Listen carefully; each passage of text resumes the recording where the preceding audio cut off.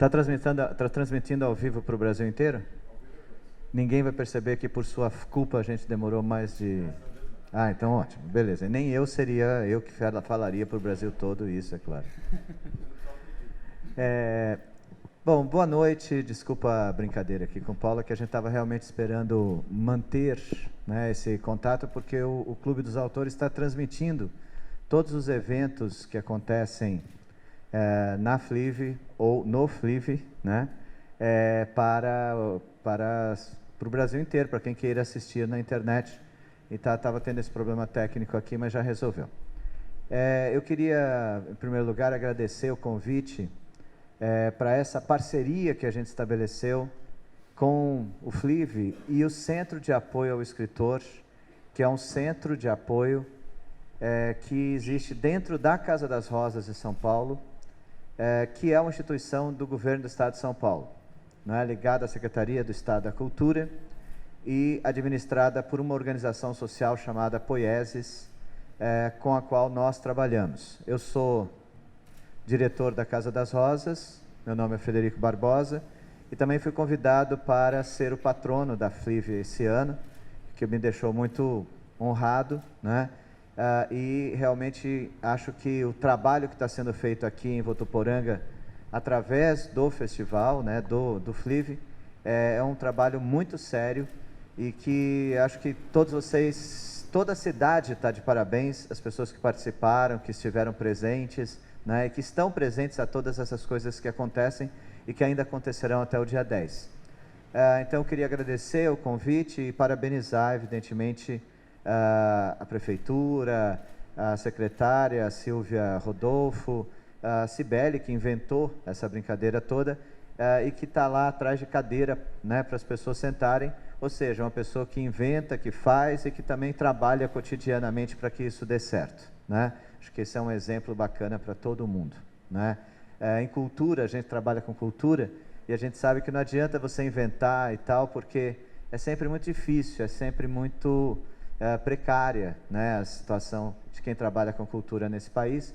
E só tendo muito amor, muito carinho, você consegue fazer alguma coisa, como está sendo feito aqui, né? Eu acompanhei 3 anos atrás, eu estive aqui no primeiro FLIV e vi a transformação que foi isso nesses 3 anos. Então, só dá para imaginar o que isso será daqui a 10 anos, né? Dá para imaginar a festa que será, e cada um de vocês está aqui construindo essa história, né? Então, só queria falar isso inicialmente. E a nossa proposta hoje é discutir um pouquinho a questão do ofício do escritor, porque o Centro de Apoio ao Escritor, da Casa das Rosas, tem o intuito de trabalhar com a questão da profissionalização e principalmente com a questão da formação dos escritores. O Reinaldo Damasio, que está aqui ao meu lado, é o coordenador do Centro de Apoio ao Escritor, ele que, né, dirige o Centro de Apoio ao Escritor, que fica dentro da Casa das Rosas, e está aqui para conversar um pouquinho sobre essa questão do ofício do escritor. Eu pensei, né, antes de passar para o Reinaldo falar um pouquinho sobre o escritor hoje, em falar um pouquinho para vocês simplesmente assim, eu vou organizar da seguinte maneira, eu vou contar umas historinhas aqui para vocês, né?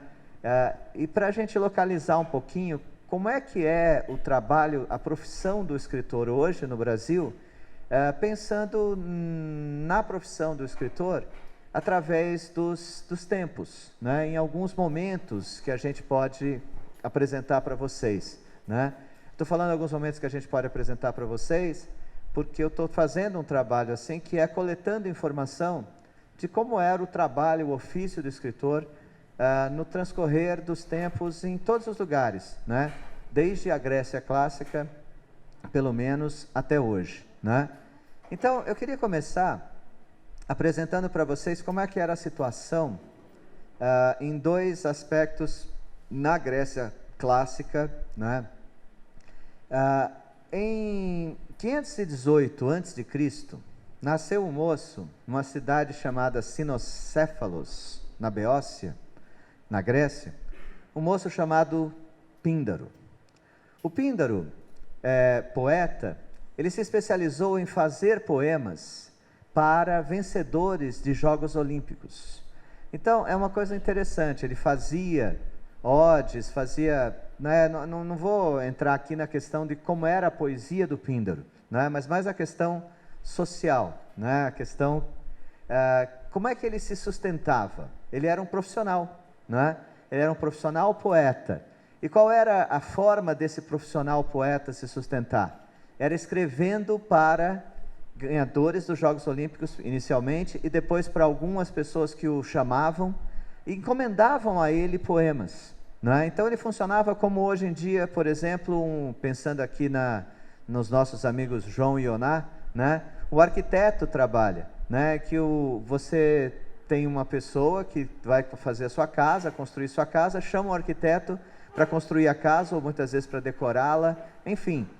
Ele trabalhava por empreitadas, né? As pessoas o convidavam e ele fazia o poema. É claro que quando você trabalha assim, quando você escreve para alguma coisa, tem um objetivo específico. Você não vai fazer, por exemplo, uma ode a um vencedor de um jogo, uma competição dos Jogos Olímpicos, criticando esse grande herói.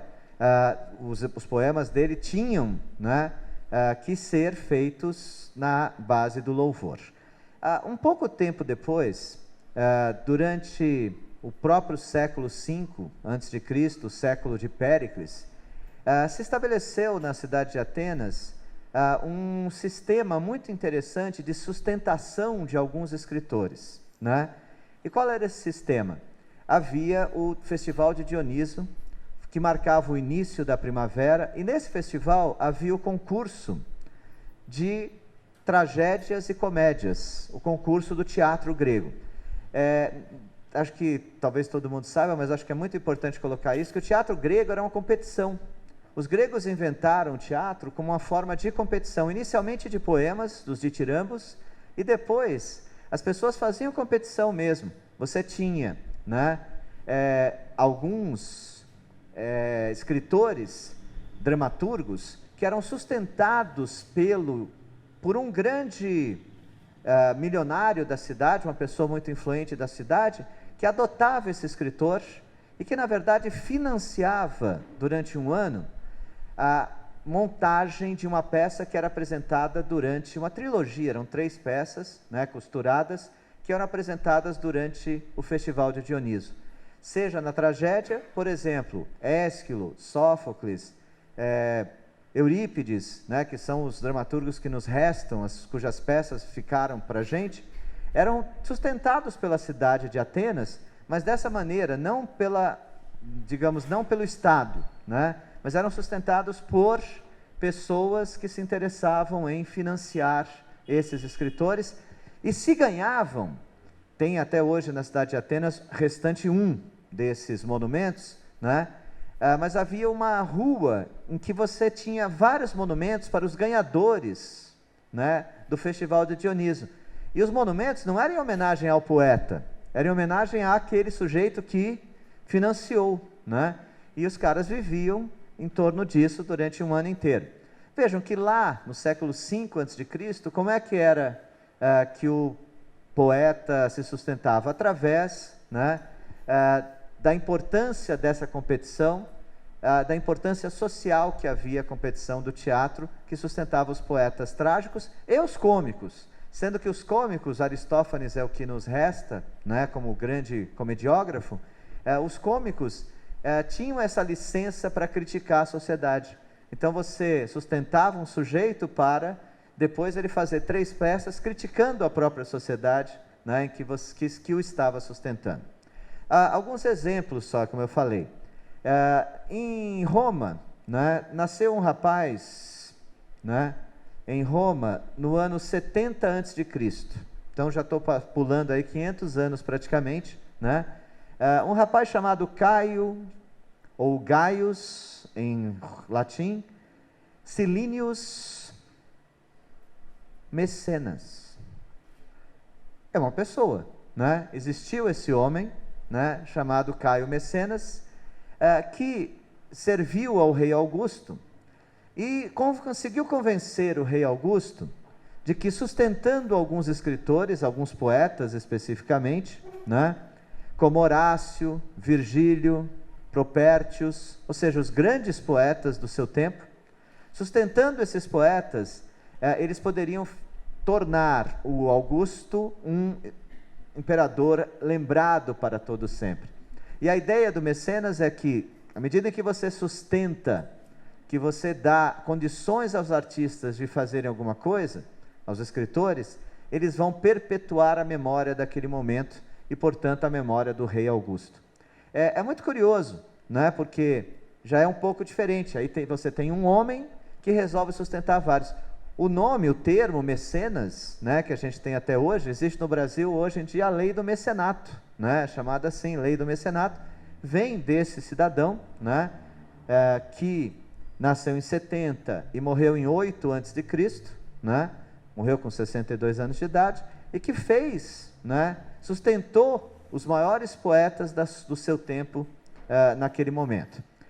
Um outro cidadão que também a gente pode considerar um grande mecenas, né, na literatura, foi um rei espanhol chamado Afonso X, né, que era rei de Leão e Castela, né, e ele já nasceu em 1221, então já estou pulando mais de 1200 anos, né, e o Afonso X, o que aconteceu? Ele escrevia poemas, né, principalmente escrevia cantigas de escárnio e maldizer, cantigas de amor também, e começou a ajudar todos os cantadores do seu tempo, como o rei. E aí é um caso diferente do mecenas. Ele mesmo era o rei, e ele mesmo admirava a literatura, e começou a proteger. Entre as coisas que ele fez, tem uma coisa que eu queria contar para vocês, que eu acho muito interessante. Ele baixou um édito de que em toda a refeição de cavaleiros que fossem para as cruzadas, que fossem lutar, em toda a refeição haveria de ser contada uma história de novela de cavalaria.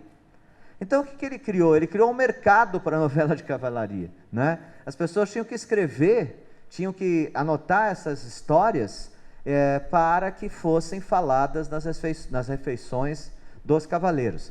É claro que o intuito dele era fazer com que eles ficassem né, corajosos, enobrecidos com aquela história, estimulados por aquelas histórias dos cavaleiros e lutassem melhor. Mas vejam, era uma forma já de fazer com que a literatura, seja a novela de cavalaria, que são as primeiras realizações em prosa, né, das línguas neolatinas, seja a poesia, né, fosse valorizada. Não à toa, o neto dele foi rei de Portugal, ele era rei de Leão e Castela. O neto dele foi rei porque ali as famílias se cruzavam o tempo inteiro, vocês sabem, né? O neto dele foi rei de Portugal, um sujeito razoavelmente importante chamado Dom Dinis, que foi o primeiro grande poeta, né, que a gente pode considerar da língua portuguesa ou do galego português, né? Ele foi o iniciador aí da nossa língua em termos de poesia, de certa forma a gente pode dizer. Vários exemplos a gente pode citar de como as pessoas se mantinham através da poesia e da literatura. Por exemplo, um detalhe que eu acho curioso. Hoje em dia as pessoas falam assim, sabe, Antônio, ele lê Shakespeare. Aí as pessoas falam, nossa, que chique que o Antônio é. Não é? É chique. Você sabe o que era o Shakespeare na época dele, Shakespeare? Ele era um dramaturgo popular. Ele tinha um teatro. Ele dirigia uma companhia de teatro. E no Globe Theatre, que era o teatro dele em Londres, ele trazia multidões. Ele era criticado pelos seus contemporâneos por ser popularesco, né? Eles achavam que o Shakespeare era... Porque ele faz uma peça, né, como Títulos Andrômicos, por exemplo, em que morrem 52 pessoas, né? Se vocês já leram Hamlet, por exemplo, vocês viram que morre todo mundo, só sobra um para contar a história, né? Então, o que acontece? As pessoas criticavam as peças do Shakespeare, dizendo que ele era apelativo, né? Era um Quentin Tarantino da época, pode dizer. Era um Tarantino da época, ou pior, né? Tinha gente que achava que ele era assim, baixaria mesmo e tal, era muito criticado. E é interessante porque o que ele fazia era para o povão da Inglaterra, tocava o sino, as pessoas iam né, levantavam a bandeirinha para dizer se tinha espetáculo ou não, as pessoas iam assistir, cobrava ingresso, ele sustentava o seu negócio através do pagamento de ingresso. Notem que aqui já tem uma diferença. No começo, né, do século XVII, 1601, quando ele escreve Hamlet, por exemplo, você já tem as pessoas não dependendo de um só cidadão que o sustenta, de um mecenas ou de um rei, né, mas vendendo isso para um público. Ou seja, quanto mais você distribuir, quanto mais pessoas você atingir, mais você vai conseguir se sustentar com a literatura. Isso vai chegar no ápice, digamos, e vai começar a literatura como objeto de consumo através de um senhor inglês chamado Samuel Richardson. Eu não sei se vocês já ouviram falar desse moço, mas tem uma capital importância para toda a história da literatura. O Richardson era um gráfico londrino. Ele tinha uma gráfica em Londres. Ele tinha trabalhado muito tempo com um grande dono de uma gráfica em Londres. Depois ele conseguiu montar a sua gráfica própria. Só que a gráfica dele começou a ter grandes problemas financeiros, econômicos. E começou a ficar uma gráfica ociosa. Londres, naquele período, né? Eu estou falando quando? Ele nasceu em 1689, ele nasceu ainda no século XVII, e morreu em 1761, né? E em 1740, a gráfica dele estava realmente sem dinheiro, ele estava sem material para imprimir, estava absolutamente ociosa, e ele pensou assim, o que eu posso fazer para levantar alguma coisa aqui? Ele começou a escrever um romance intitulado Pamela, or Virtue Rewarded, ou Pamela, ou A Virtude Recompensada, né? Que é uma história de uma mocinha que é órfã e que é absolutamente pudica, né? Que é honrada, que é uma santa, né? E ela é perseguida pelo seu meio-irmão, que quer, não vou falar o que ele quer aqui né, no meio de tantas jovens, mas ele quer, né? E ela não quer e tal. E o romance é um romance assim que, bom, mas ele não escreve como romance, ele escreve só uma folha e distribui de graça em Londres. E as pessoas leem e acham muito interessante, só que terminava a folha no momento que esse crápula abria a porta e ela estava no quarto, ele ia atacá-la. Bom, aí o segundo folheto que ele fez, ele começou a cobrar. E as pessoas compraram. E começaram a comprar enlouquecidamente. Então o romance tem umas 1000 páginas, é uma coisa absurda, para você ler, você leva, né? Realmente é desse tamanho. Por quê? Porque ele ia alongando a história. Então ele ia complicando a história, colocando outros personagens, ia fazendo, cada final tinha um gancho. Vocês já viram isso em algum lugar? Vocês já assistiram novela de televisão, né? Hoje vocês não estão assistindo, né? Mas, ou série, né? Ou série de televisão, enfim, que deixa aquele gancho no final para você ir lendo. O Richardson inventou isso na Inglaterra como uma forma de ganhar dinheiro. E começou a ganhar muito dinheiro. E publicou outros, o Clarissa também, que é uma obra, né, gigantesca também. O The History of Sir Charles Grandison.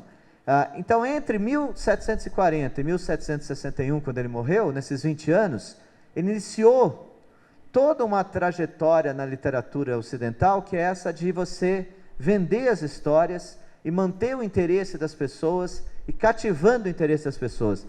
Logo depois dele fazer isso, o jornal começou a ganhar grande importância na sociedade, né, no século XIX, no começo do século XIX. E os jornais começaram a usar isso, a inserir esses folhetos, que inicialmente eram folhetos mesmo, né, que ele imprimia, nas páginas dos jornais. E aí criou aquilo que a gente chama hoje, que chamava já na época, de folhetim, né? Ou seja, os jornais encartavam isso. Na França, isso começou a ter enormes sucessos. Foi criado, insisto, na Inglaterra, junto com a Revolução Industrial Inglesa, na primeira Revolução Industrial. O que acontece? Na França, eles começam a colocar isso no jornal. E surge um escritor, por exemplo, chamado Alexandre Dumas, que começou a escrever romances. Ele escreveu mais de 200 romances. A gente conhece alguns, né?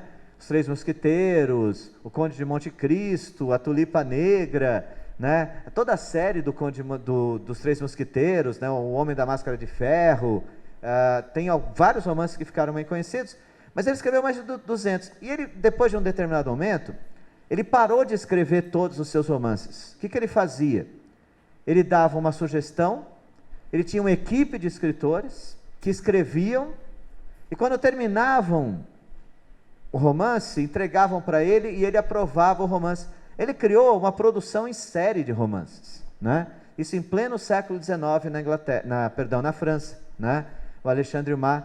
Ele vai chegar ao Brasil, vai ser traduzido no Brasil freneticamente, vai chegar no mundo inteiro, né, com essa literatura. Bom, vocês desculpem a extensão do que eu estou falando, mas veja, eu estou falando de vários momentos, né, para mostrar como as coisas foram mudando, em como os escritores se sustentam, né, como os escritores vivem e conseguem o seu sustento através do trabalho literário. No Brasil, já que eu estou falando que ele veio para o Brasil, no Brasil a primeira obra, o primeiro best-seller brasileiro, a gente pode dizer assim, a primeira obra a se tornar realmente um sucesso na literatura brasileira, foi uma obra chamada A Moreninha, né, do Joaquim Manuel de Macedo. Quando o Joaquim Manuel de Macedo publica A Moreninha, é um sucesso arrebatador no Rio de Janeiro. Tanto que havia um rapazinho que tinha 15 anos na época, chamado José de Alencar, que ao ver aquele sucesso todo, jurou que ia ser romancista. E até interessante, né? Porque ele vê o outro fazendo sucesso daquele jeito, ele jura que ele vai ser romancista. E logo mais tarde, com 20 e poucos anos, ele começa a publicar um romance seriado chamado Guarani, que vira, sem dúvida algum, um sucesso muito maior do que a Moreninha. Porque o Guarani saía nas páginas do Diário do Rio de Janeiro, e as pessoas corriam no Brasil inteiro para comprar aquele jornal, discutiam. Ele fala, por exemplo, que ele discutia com as tias dele o romance, e as tias falavam para ele fazer isso com Peri, aquilo com a Ceci.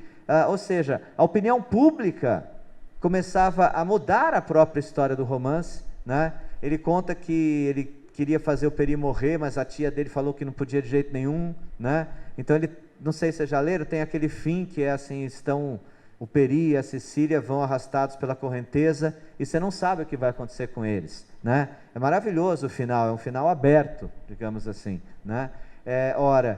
Isso veio do fato de que ele não podia, qualquer rumo que ele desse para o Peri, as pessoas iam ficar irritadas, né? Porque ele se transformou numa personagem tão famosa, tão curtida pelas pessoas, né? E a gente tem no Brasil vários. Agora, o Alencar, por exemplo, ele publicou vários romances, tinha um projeto, mas ele se transformou numa pessoa muito amargurada, porque ele achava que ele não tinha conseguido levar adiante o projeto dele como romancista, como político, enfim, o projeto pessoal e político e histórico-literário que ele tinha para o Brasil. Existem várias histórias muito interessantes nisso. Uma delas é dos irmãos Azevedo, né, que eu acho que é interessante a gente mencionar aqui. O que é dos irmãos Azevedo? Dois irmãos que nasceram em São Luís do Maranhão, com 2 anos de diferença entre eles, sendo que o mais velho vai para o Rio de Janeiro mais cedo, começa a trabalhar no Rio de Janeiro, começa a escrever contos que agradam a todo mundo, começa a fazer peças de teatro, a tal ponto que em 20 anos de carreira ele chegou a ter 200 peças montadas no Rio de Janeiro. Vocês imaginem isso hoje, algum dramaturgo ter 10 peças montadas por ano, né? É um absurdo, né? E ele teve isso, fez um enorme sucesso, o nome dele é Arthur Azevedo, fez um enorme sucesso, eu diria que era realmente o escritor mais popular do seu tempo. E olha, o seu tempo tinha um mocinho chamado Machado de Assis, tá? Que não era tão popular, era até popular, mas não chegava nem aos pés do Arthur Azevedo, né? Ele inventou, por exemplo, o teatro de revista, né? Ficou tão importante no Brasil. O Arthur Azevedo, assim que ele estava estabelecido no Rio de Janeiro, ele acabou trazendo o seu irmãozinho para ficar com ele.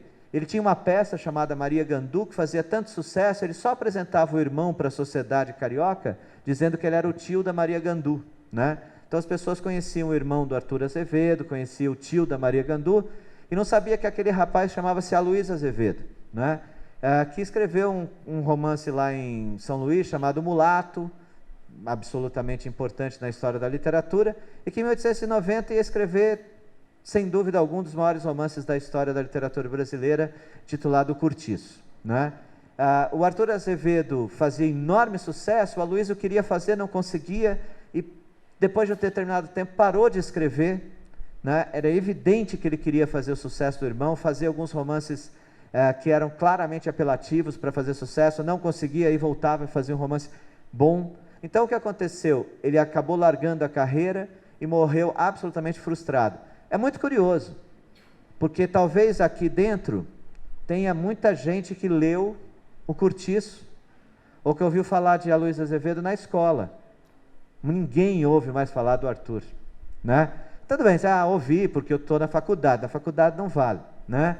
No Brasil, no geral, as pessoas não conhecem Arthur Azevedo, né? Nunca leem coisas do Arthur Azevedo, né? Leem coisas do seu irmão Aloysio. Então isso é uma coisa interessante pensar também. Muitas vezes o cara que é muito bem sucedido, que é absolutamente, né, o sucesso do seu tempo, muitas vezes acaba sendo aquele que não permanece, né? E no caso do Aloysio ele acaba sobrevivendo. Só para terminar, eu estou falando aí do final do século XIX no Brasil, mas o que marcou o século XX no Brasil, sem dúvida alguma, para os escritores, são 3 caminhos. O primeiro caminho é um caminho que já foi adotado no início no final do século XIX por um sujeito, por exemplo, chamado Olavo Bilac. Olavo Bilac, para vocês terem uma ideia, foi um dos caras que mais lutou pela profissionalização do escritor nesse país, né? Por exemplo, ele trabalhava como escritor, o que não acontecia com Machado de Assis, nem com o Arthur Azevedo, muito menos com Aloysio, né? Com os escritores do seu tempo. O Bilac trabalhava como escritor. Mas como é que ele trabalhava como escritor? Não era escrevendo poemas, né? Era escrevendo crônicas. Para vocês terem uma noção, o Olavo Bilac escrevia 5 crônicas diárias. É uma coisa assim impensável. Ele escrevia crônicas para 5 jornais no Brasil diariamente. Só que essas crônicas eram diferentes, não é como hoje em dia. Hoje em dia, não sei como é que é aqui, mas em alguns jornais pelo Brasil afora, no interior de São Paulo, você encontra lá uma crônica do Luiz Fernando Veríssimo, né? Eu já fui a várias cidades que tinha no jornal a crônica do Luiz, mas a mesma crônica que o Luiz Fernando publicou no Estadão, né? No Estadão, né? É a mesma crônica que ele publicou no Estadão, e que na verdade é replicada em vários jornais por aí, as pessoas compram, né? Bilac não, ele publicava, cada jornal ele publicava uma crônica diferente, né? Então ele resolveu viver depois de literatura, mas não de literatura propriamente dita, mas o que? Do jornalismo. E nisso foram vários escritores brasileiros, né? Principalmente durante o século XX, que passaram a escrever crônicas e que através da crônica ganhavam dinheiro, né? Isso aconteceu com Drummond, né, que escreveu muita crônica, Rubem Braga, né, que se dedicou à crônica o tempo inteiro, e outros escritores que acabaram virando jornalistas mesmo, né, escrevendo para jornal. A Clarice Lispector escrevia para jornal, não era só porque ela gostava de escrever, era para ganhar dinheiro, né? Para vocês terem ideia, ela fazia, saiu recentemente um livro com essas colunas dela, ela fazia coluna para mulher, né, falando de como a mulher deve se cuidar, falando de maquiagem, etc e tal, e escrevia era ghostwriter, né, de uma atriz, esqueci o nome aqui agora da atriz, não sei se alguém lembra aqui, mas enfim, ela escrevia e saía com o nome dessa atriz, que era famosa no Brasil, etc, e ela escrevia como ghostwriter dela, né, e ganhava o seu dinheiro aí com esse negócio. Então, o jornalismo foi um caminho. O outro caminho, que foi muito comum no século XX, e até natural, era o caminho do viver, entrar para a carreira diplomática, né? Por que é natural? Porque você, na carreira diplomática, se requer do diplomata uma habilidade linguística muito grande, né? Então, um Guimarães Rosa, por exemplo, que era médico de formação, ingressa na carreira diplomática, afinal de contas ele dominava 19 línguas, né? Um João Cabral de Melo Neto vai entrar na carreira diplomática, vocês todos sabem, né, que o Vinícius de Moraes entrou para a carreira, não se deu muito bem na carreira diplomática, mas, né, serviu ao longo de quase toda a sua vida no Itamaraty.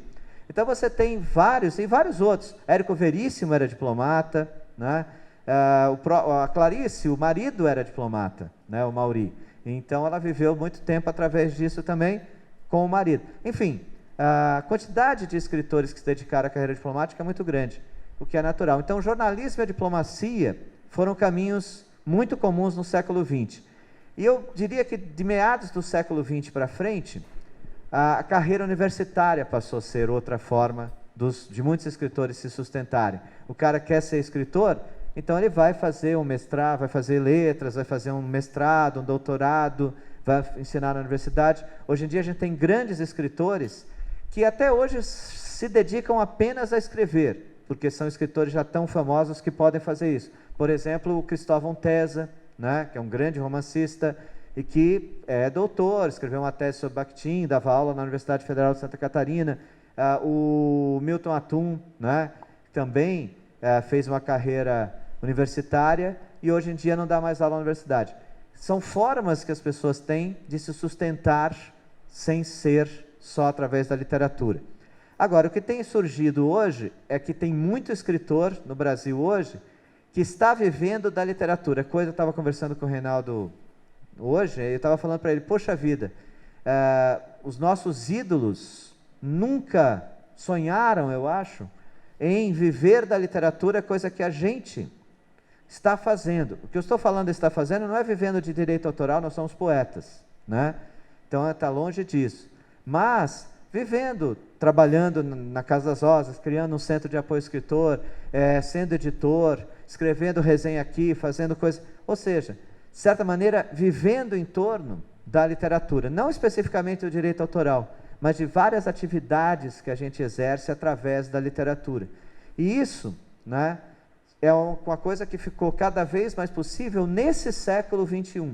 Né? A gente pode ver claramente que é muito mais tranquilo acontecer isso.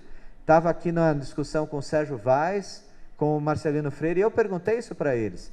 Eu sei, até porque eu conheço bem os dois. Vocês vivem disso? E eles falaram que sim. A Alice Ruiz, que vem aqui na quarta-feira, venham assistir a Alice Ruiz. Vocês não vão se arrepender. Se alguém não gostar, depois eu vou deixar meu e-mail aqui, pode me escrever me xingando. É a pessoa mais maravilhosa, mais linda, mais apaixonante que existe na face da Terra. Para mim, é claro, depois da minha mulher, mas, né, ela é uma figura que vocês vão ver que não existe, né? Um ser humano extraordinário, uma poeta extraordinária. A Alice há muito tempo vive também disso, né? Ninguém fica milionário, a não ser o Paulo Coelho, mas né, não tem cobertura em Ipanema, mas consegue sobreviver com isso, tá? Então eu queria colocar isso no começo aí para a gente discutir um pouquinho. Quero passar para o Reinaldo falar um pouquinho sobre como ser um escritor hoje, né? A gente não vai dar receita para ninguém, mas relativizar um pouquinho para depois vocês falarem com a gente também, tá? É isso.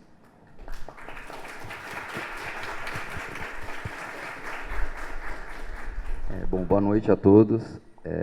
Eu queria agradecer também a Flive pelo convite, ao pessoal do Atol, pelo espaço aqui, pela acolhida, que é muito bacana, e dizer que é um prazer estar conversando hoje com vocês, estar conhecendo a cidade de Votuporanga, né, através desse projeto, que como o Fred falou, é muito bacana, e também é um prazer estar dividindo aqui o papo com o Fred, que é enfim, amigo de longa data e parceiro de trabalho, além de, claro, ser um poeta que eu admiro e conheço também desde o primeiro livro, né? E, aliás, antes de admirar o Fred, se vocês me permitem uma confissãozinha, já admirava o pai do Fred, o grande crítico João Alexandre Barbosa, né? Com quem eu tive o prazer de também conviver, trocar ideias e aprender muito, principalmente, né? Que foi um dos maiores críticos literários que o Brasil já teve, sem dúvida nenhuma. Então, eu vou pegar um pouco a partir de onde o Fred parou, né, dessa apresentação histórica do papel ou da função que o escritor foi ocupando socialmente, né, para falar de dois pontos que o Fred falou no começo que estão ligados a essa proposta do Centro de Apoio ao Escritor que a gente está desenvolvendo lá na Casa das Rosas, né. A gente tem dois focos assim, principais dessa atividade do Centro de Apoio ao Escritor, que é trabalhar a formação do escritor, né, e a informação, né, a informação nesse sentido profissionalizante, digamos assim, com todos os riscos e precariedades que isso implica, né, e complexidades, e, enfim, contradições, e principalmente a formação. Então eu vou falar um pouco no começo aí, rapidamente dessa ideia de formação, que eu acho que é importante, e para chegar no final nessa ideia do que seria o espaço que o escritor tem ou pode ter hoje como profissional, né? Sempre a gente caminha no dilema entre estar lá, entre o Shakespeare, como o Fred citou, o Machado de Assis, que eu vou falar um pouquinho aqui rapidamente também, e o Paulo Coelho, que ele citou também, né? São, digamos assim, os extremos, né? Mas quando o Fred falou do Paulo Coelho, eu sofri a tentação de dizer assim, mas nós vamos falar de literatura, né? Nós vamos falar de texto, qualquer texto, né? Então, bom, para aproveitar esse gancho e falar da ideia de formação, né? Uma coisa que a gente insiste muito, que é um mote assim, lá do Centro de Apoio ao Escritor, e uma coisa que eu repito exaustivamente, ainda bem que é a primeira vez que vocês me ouvem, então eu não vou estar sendo repetitivo hoje, que é o seguinte: não existe escritor médio, grande, pequeno, que seja, qualquer escritor que não seja antes um grande leitor. Não há, assim, eu não acredito, não há possibilidade, não tem quem seja, assim, nasça com talento, com uma luz divina, que eu não acredito nessas coisas, né? Enfim, mas que tenha lá um talento brilhante e tal, e pum, de uma hora para outra ele vira escritor. Não rola, eu acho que isso nunca vi, não conheço nenhum exemplo histórico na literatura, enfim, nem pessoal, com amigos, não conheço, né? Talvez se aparecer um dia um exemplo, eu possa tentar pensar um pouco diferente.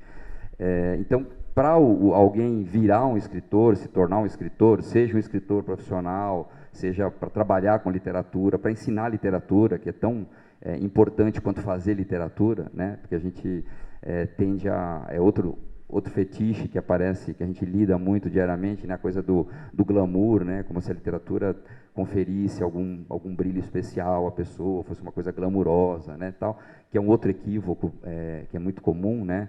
Porque além de não dar dinheiro, quer dizer, prestígio talvez, né, muito pontualmente, mas enfim, e muitas vezes esse prestígio, esse retorno não significa exatamente que nasça ou venha de literatura de fato, de boa literatura, ou de uma literatura significativa, que vai ficar, que vai mudar as pessoas, né, que vai mudar a própria ideia de literatura, a nossa própria ideia da vida e de si mesmo, né, que eu acho que são as grandes, talvez, funções, se é que tem funções, se fazer literatura séria, né?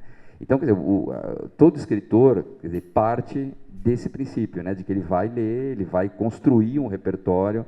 O Borges costumava dizer, o grande escritor argentino, que todo escritor cria a sua tradição, né?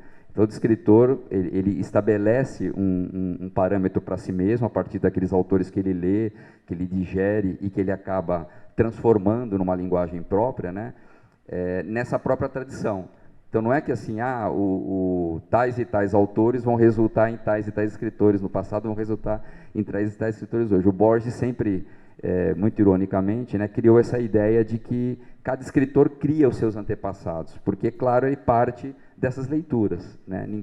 Nenhum escritor, como eu falei, por mais brilhante que ele seja, ou mais talentoso que ele seja, ele começa do zero, né? Nem o Homero começou do zero, né? Ou os Homeros, se é que foram mais que um Homero, né? Recolheram toda uma tradição oral, poética, organizou essa tradição poética e consolidou em obras grandiosas que ficaram ao longo do tempo, né? Para além da repercussão que tiveram na época, né? Porque também foram autores que tiveram repercussão, autor, né, que teve repercussão importante na época, mas que criou um modelo, né? Criou um modelo que foi refeito, repensado, relido e reconstruído e continua até hoje, né? Foi relido ao longo do tempo, foi relido pelo Shakespeare, que o Fred citou bem aqui, foi relido pelo Joyce, no começo do século XX, né? Que foi buscar na estrutura do Homero um modelo para fazer Ulisses, embora seja uma obra que não tem absolutamente nada em termos de linguagem a ver com a obra do Ulisses, do Homero,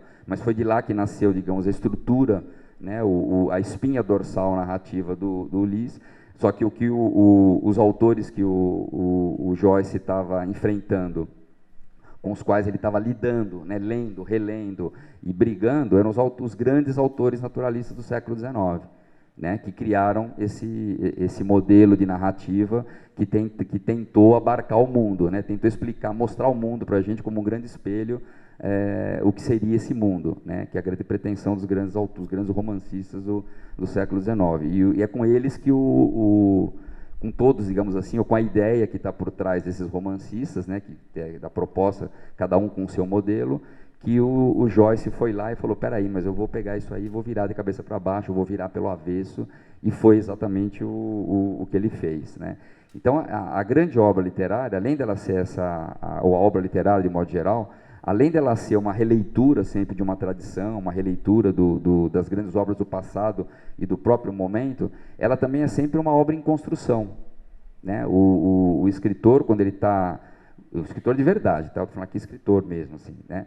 O escritor, quando ele está fazendo uma obra, que ele está mergulhado naquilo, ele está acreditando naquilo, ele está pondo a vida dele naquilo, né? Às vezes está pagando um preço caro, psicológico, existencial, tudo nesse mergulho na própria obra. Dificilmente ele vai estar preocupado naquele momento se ele vai atingir o público A, B ou C, se ele vai, né, se inserir em tal ou qual nicho de mercado, para que linha que ele vai seguir, quer dizer, que estilo que ele não está pensando nisso, né?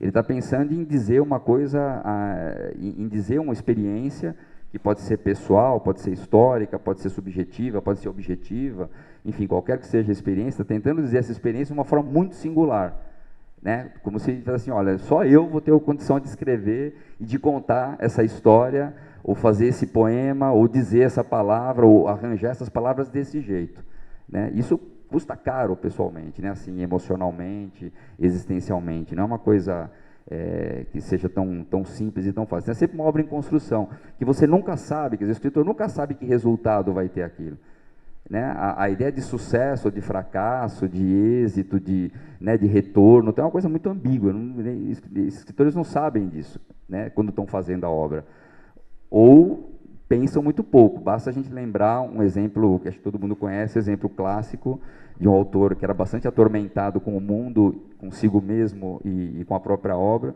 que é o Franz Kafka, né, que chegou a ser publicado na época, em vida, chegou a ser conhecido, ao contrário do que muita gente acredita, ele foi conhecido pelos pares, foi reconhecido como um grande escritor na época, tudo. Claro que não teve grande projeção, obviamente, porque era muito tímido e publicou muito pouco, né? E morreu muito cedo também, e deixou parte da obra inconclusa, e todos sabem da grande história que ele pediu para o grande amigo dele, o Max Brod, que queimasse a obra dele quando ele morresse. Falou, queime isso aí, porque isso não tem valor, tal. Pediu, né, para esse grande amigo, que era o grande amigo e confidente, amigão mesmo dele, e felizmente o Brod o traiu, né?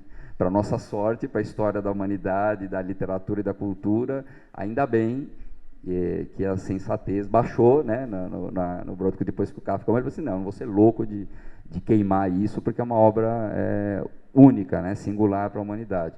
E é uma obra que continua sendo traduzida, lida, discutida, continua, né, influenciando o pensamento, o comportamento.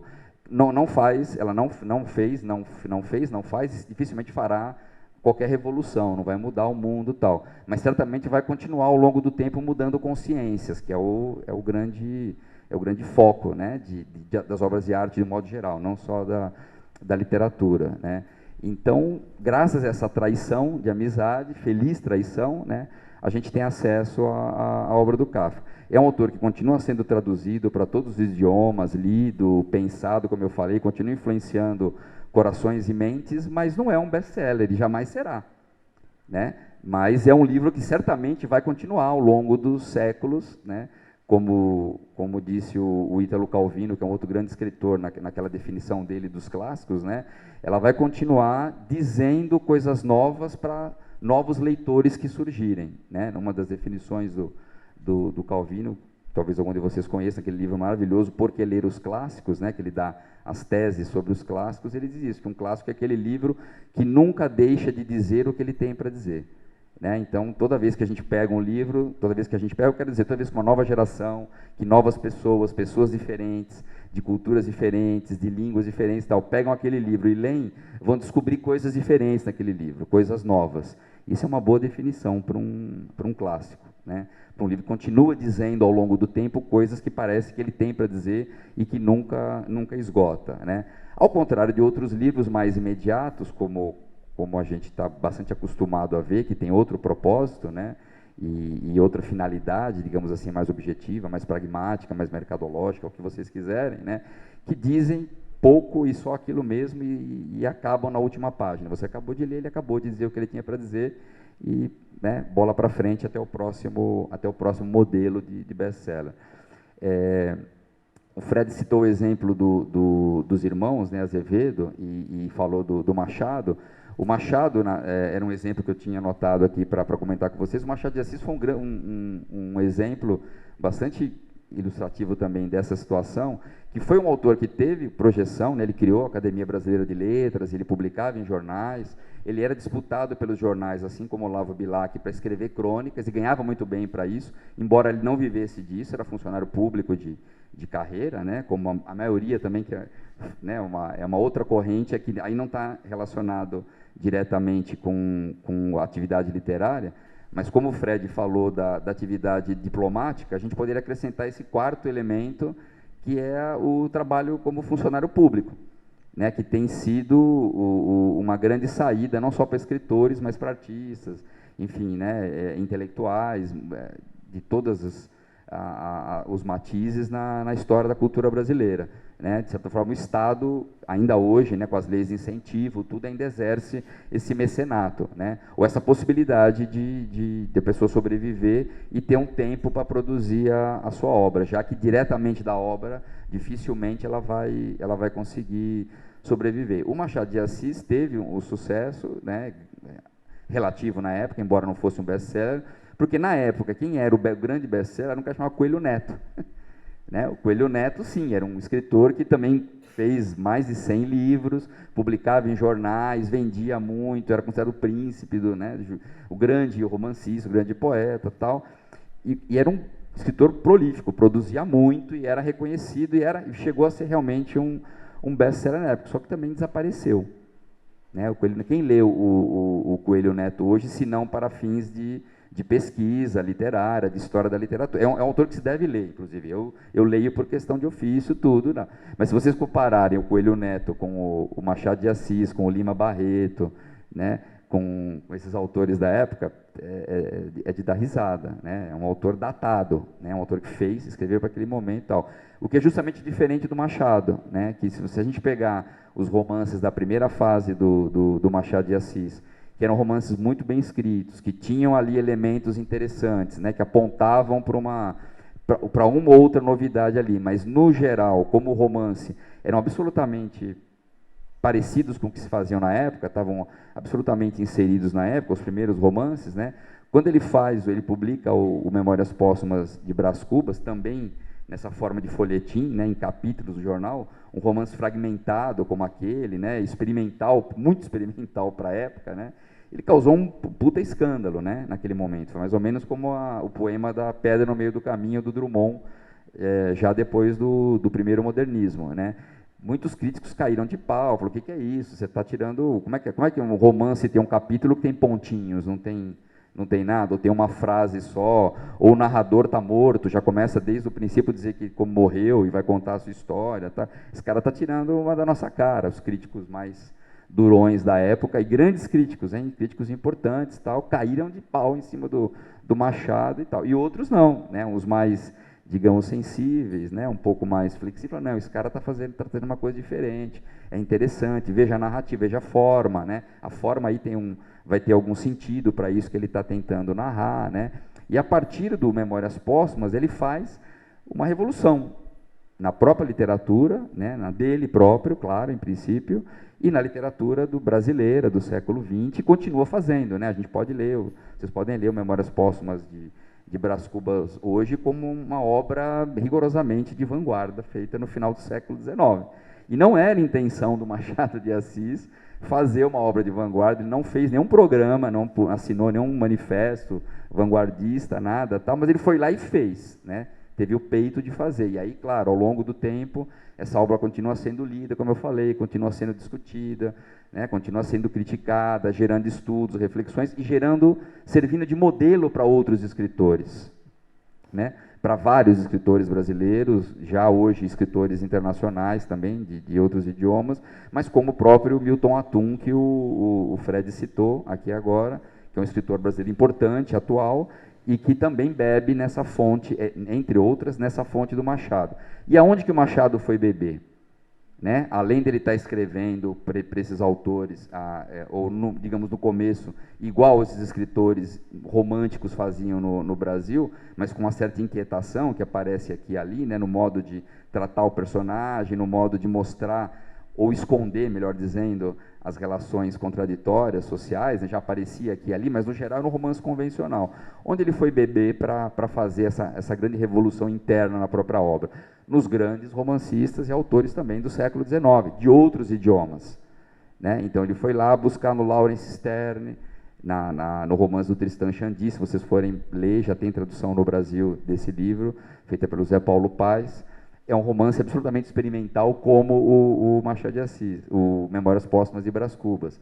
Ele foi buscar isso no Flaubert, ele foi ler o Edgar Allan Poe, né? Traduziu, tem uma tradução muito interessante do poema O Corvo, do Edgar Allan Poe, feita pelo Machado de Assis. Então, quer dizer, ele foi um cara absolutamente, embora não tenha saído do Rio de Janeiro, senão uma única vez em viagem para Minas, para tentar curar de problema de saúde, e depois voltou, numa das crises de saúde dele, foi a única viagem que ele fez para fora do Rio de Janeiro, nunca saiu do Rio de Janeiro, e foi, sem dúvida nenhuma, né, um dos maiores escritores da literatura brasileira de todos os tempos, isso ainda hoje, né, já reconhecido, talvez, como um dos maiores escritores internacionais, né.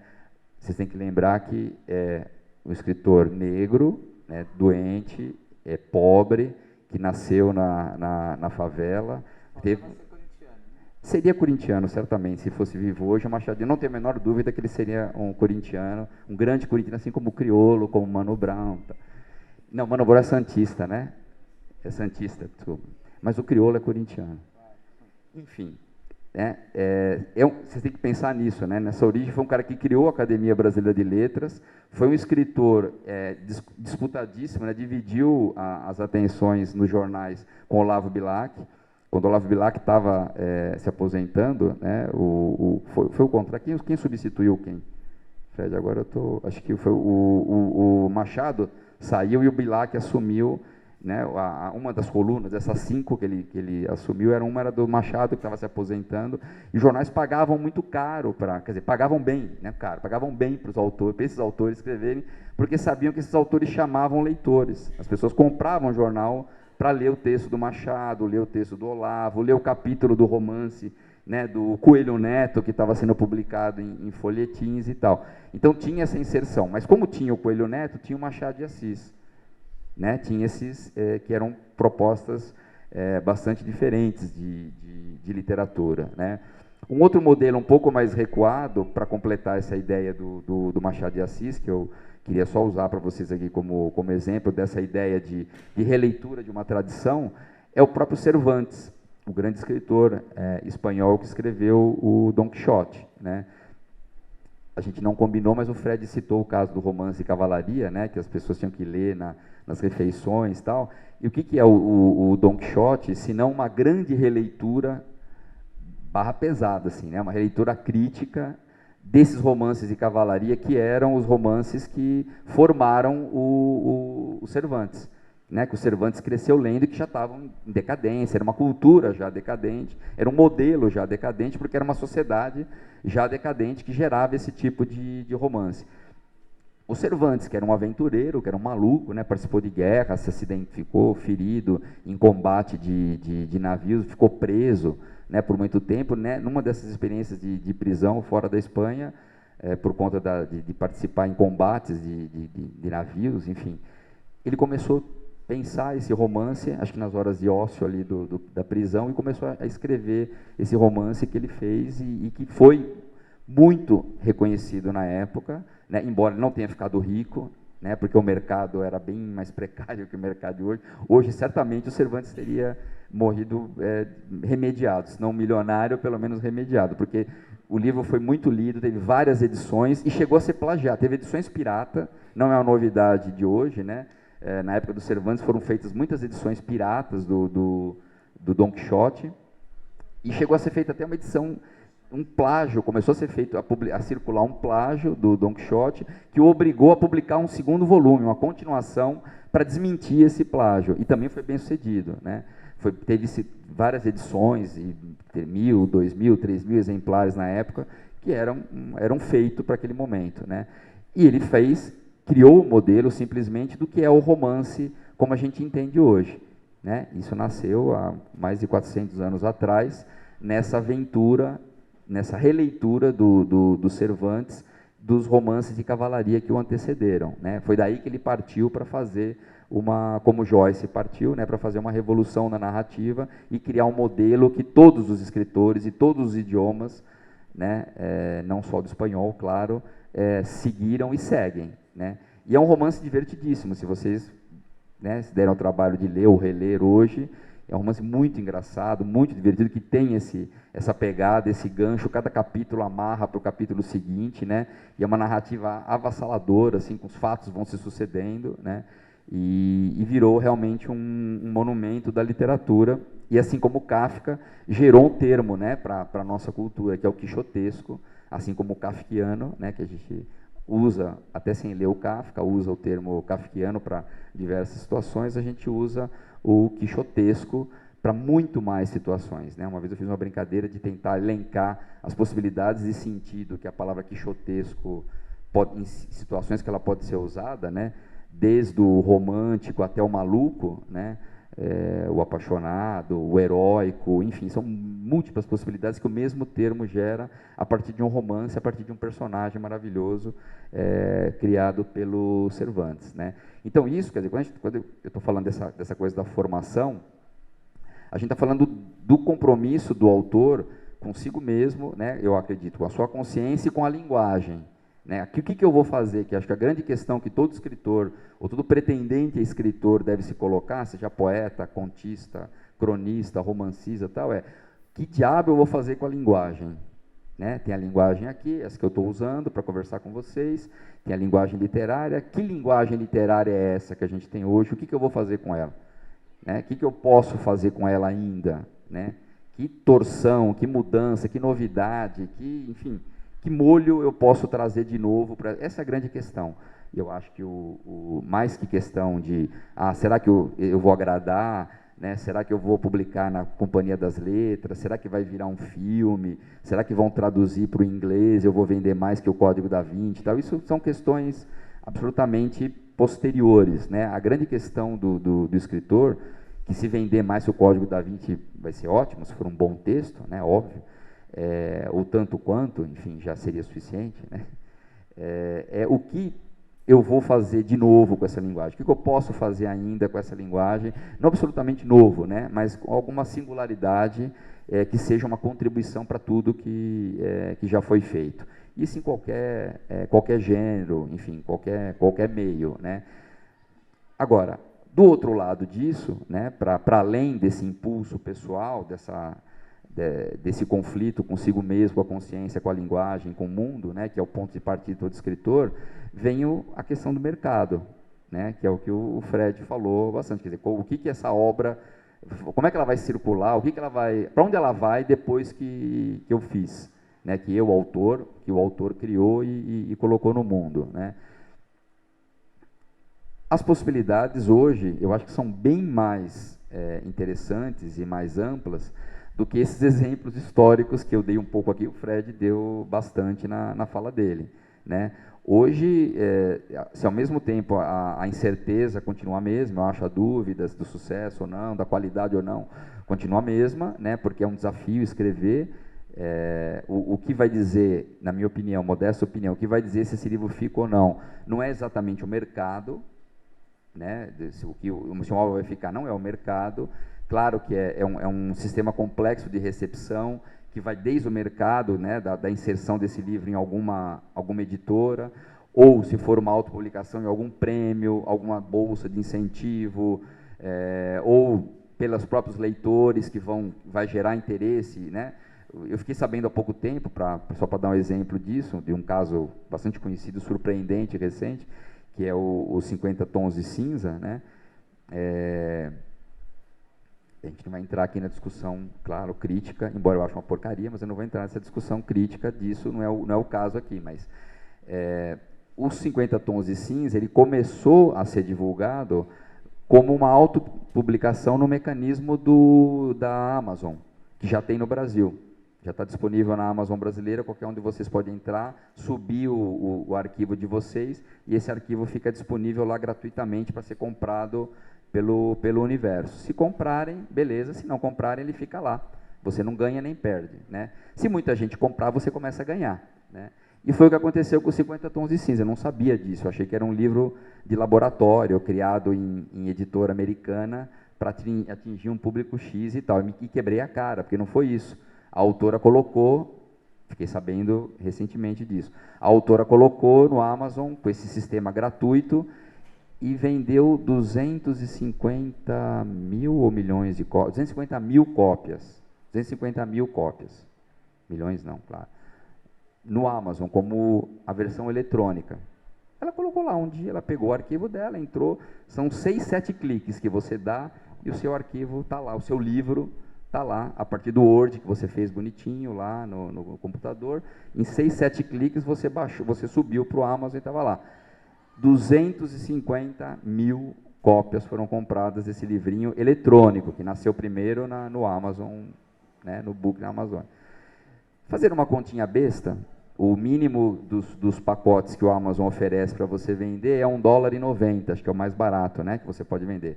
Se esse livro, eu duvido que estava $1,90. Se ele tivesse por $1,90, vocês que são bons em matemática, façam as contas, $1,90 vezes 250 mil vezes, dá uma graninha boa para a Amazon, que fica com 35%, se for 30%, se for exclusivo, o e-book, né, se você deixar lá como exclusivo, e 60%, 70% vai para o autor.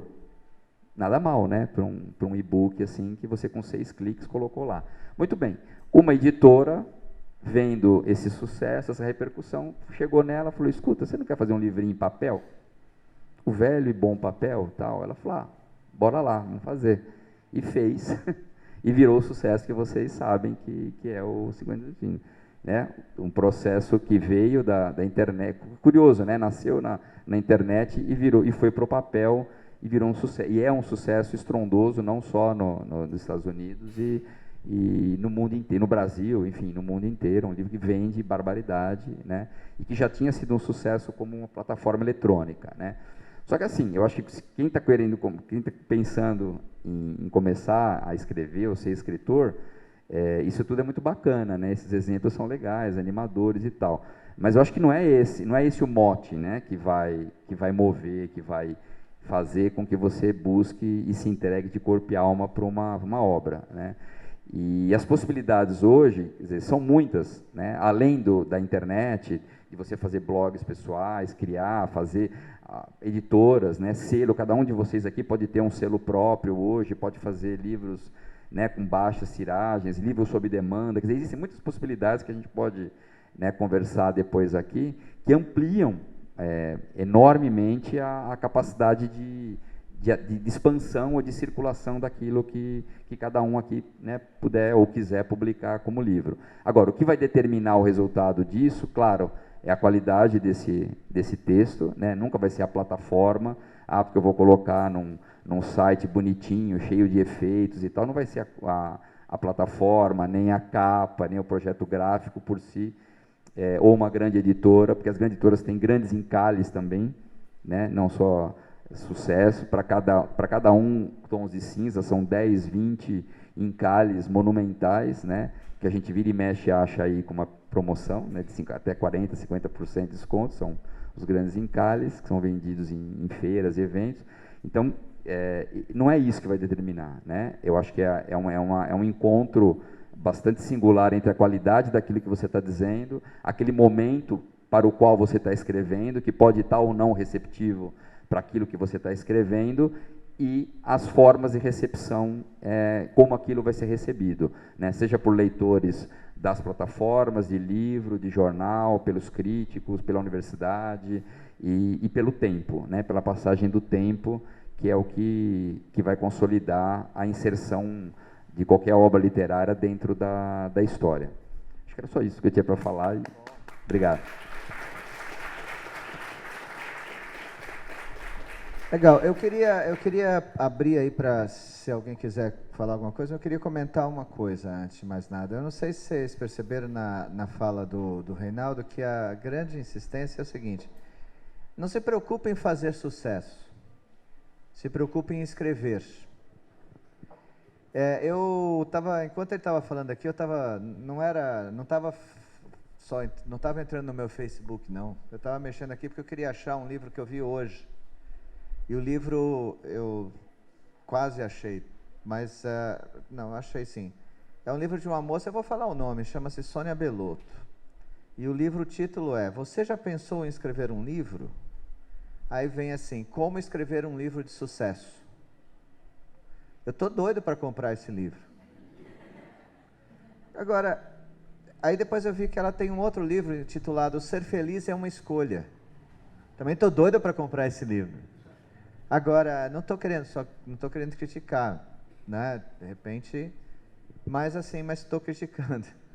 Porque, afinal de contas, você vai escrever um livro de sucesso, como você sabe que é um livro de sucesso? E tem algumas coisas que eu acho que são interessantes. Uma mulher inglesa resolve escrever um livro para adolescente que tem mais de 1000 páginas, em que ela inventa um monte de histórias absurdas, e não sei o quê. Um absurdo, jamais vai fazer sucesso um negócio desse. Chama-se Harry Potter. Não é isso? Quer dizer, se você for descrever o que ela fez, nunca você vai imaginar que aquele negócio vai fazer sucesso. Eu acho incrível ver as crianças lendo um livro de 800 páginas. Sinceramente, eu acho incrível, muito bacana, né? A gente estava conversando sobre como é que chama o autor lá da Crônicas de Fogo e Gelo, né? Que agora tem a série Game of Thrones. O cara ficou 20 anos escrevendo uma cena. Ele ficou 20 anos escrevendo o livro, né? Ele é tão perfeccionista que ele não acabou de escrever a série e as pessoas estão em pânico porque não conseguem continuar a ler a série porque ele não acabou, né? Então, assim, esse cara certamente, não sei muito mais coisa não sobre, mas o que eu vi é o seguinte: o cara ele quer escrever, né? Não é simplesmente que o cara quer fazer sucesso. Ele está fazendo sucesso, já deve ser milionário com isso e vai, né, as próximas 10 gerações dele, dos herdeiros dele, vão, né, não ter problema na vida. Mas ele, certamente, é uma questão assim da pessoa querer escrever. Eu conheci um rapaz, certamente ele não lembra de mim, mas um rapaz de uma livraria de um amigo meu, um amigo chamado José Luiz Goldfarb, que você conhece também, que é uma figura fantástica lá em São Paulo. E o Zé tinha uma livraria chamada Livraria Belas Artes, ficava perto ali do Cinema Belas Artes, na Avenida Paulista, quase esquina com a Consolação.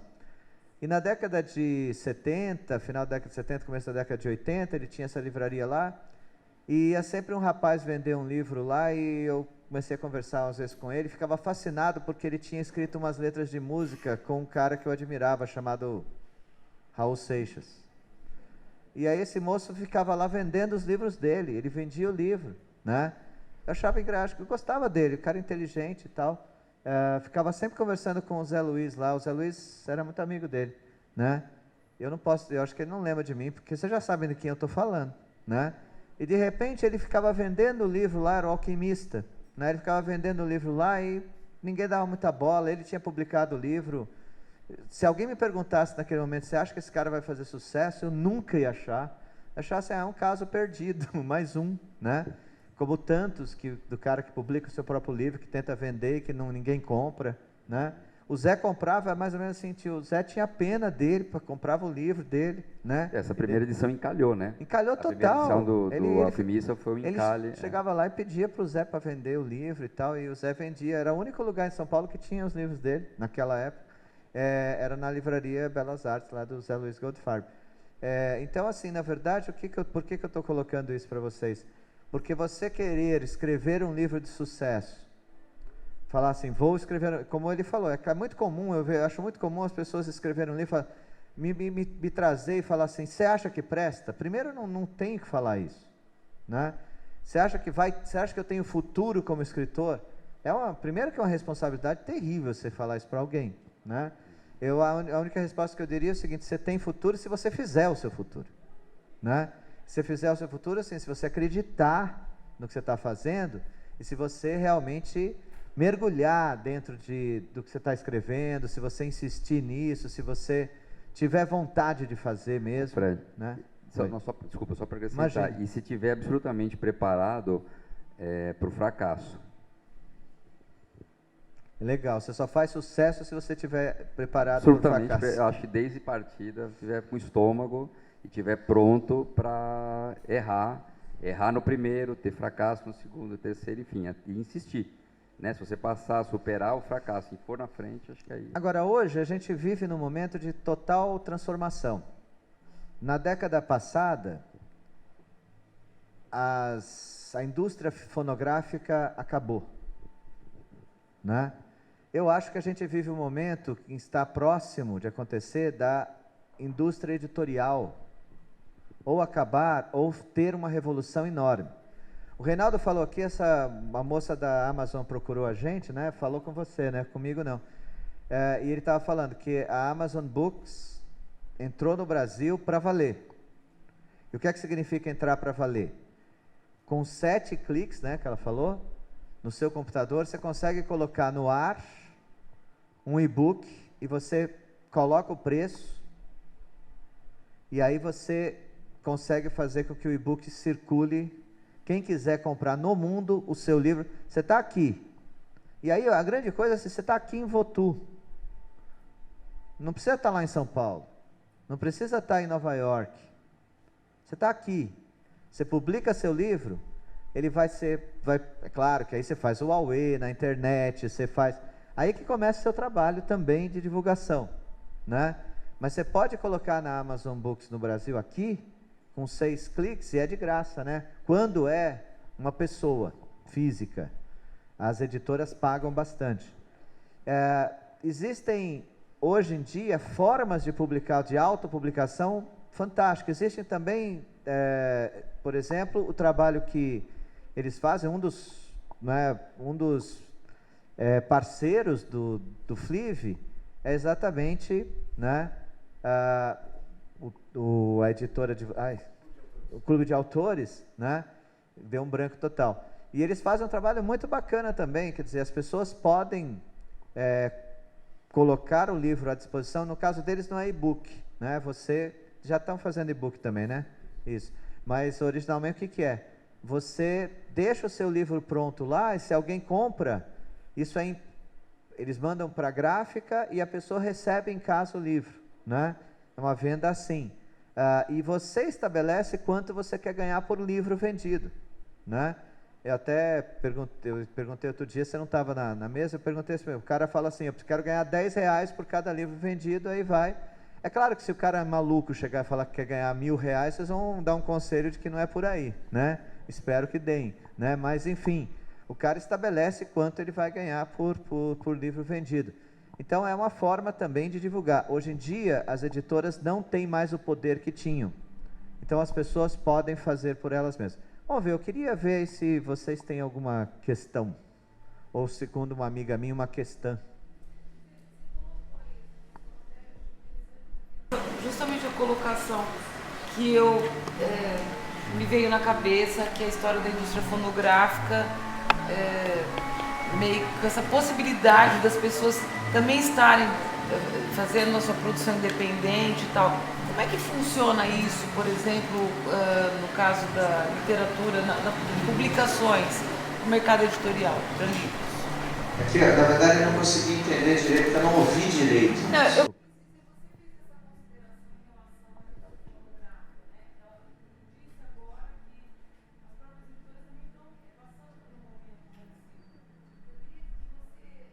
desse uma explanação de como que está funcionando nesse momento, como que as editoras veem essa questão você hoje não precisa, vamos pegar pelo mercado fonográfico, que é o que eu mais compreendo, né, e me despertou na questão do livro. Você não precisa necessariamente ter uma produtora que vai fazer, você pode fazer a sua produção. tá? E hoje você já tem isso mais organizado. No mercado editorial de livro, tá assim também? Você tem essa possibilidade?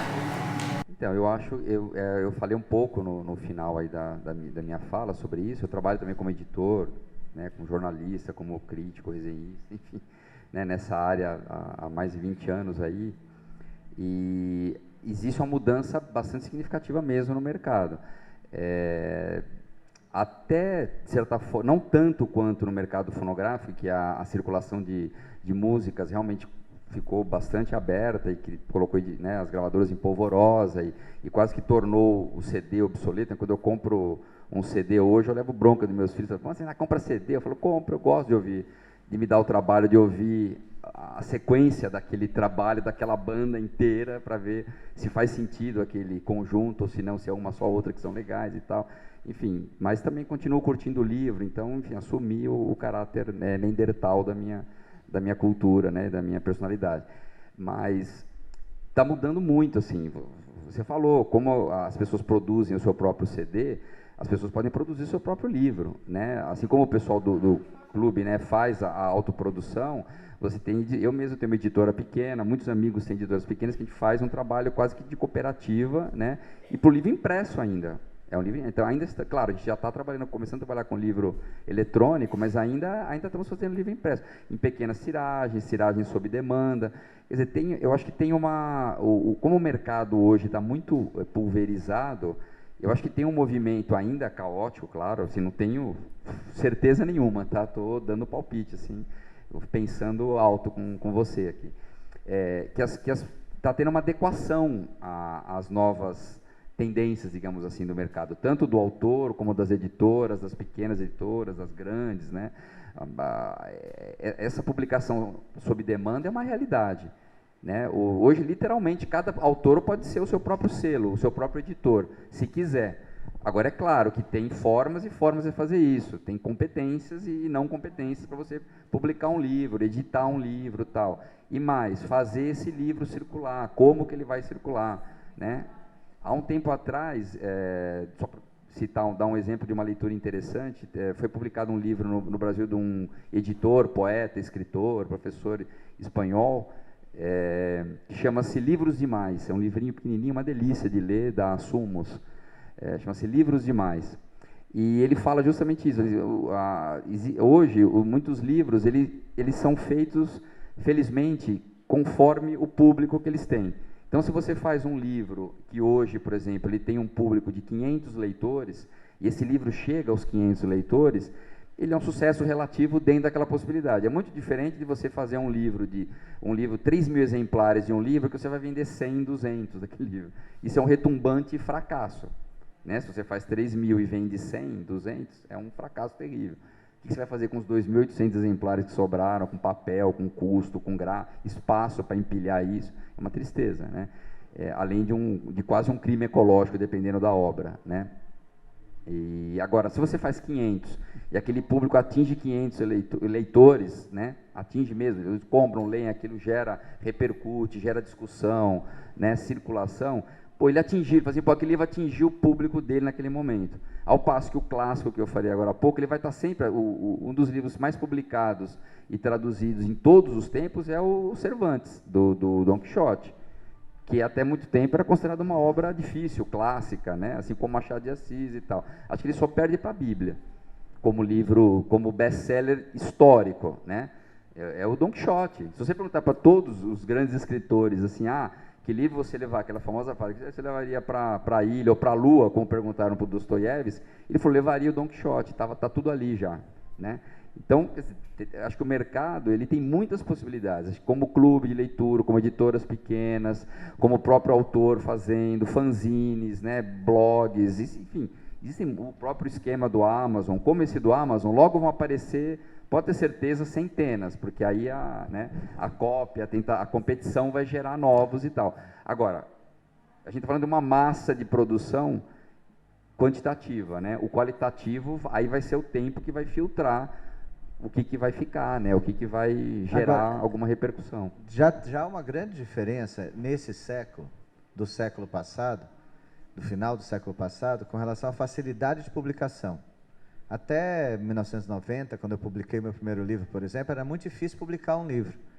No entanto, na época, quando você publicava, você aparecia bastante. Hoje em dia, publicar é mais fácil, e aparecer é muito difícil, porque está diluído. Então, tem muita gente publicando. Eu conheço um projeto editorial que eu acho muito bacana, de um amigo nosso, chamado Eduardo Lacerda, menino que trabalhou comigo lá na Casa das Rosas, e o Edu fez uma editora chamada Patuá, já publicou mais de 100 livros em 2 anos, deles... Oi? Mais de 100, né? Eu não sei.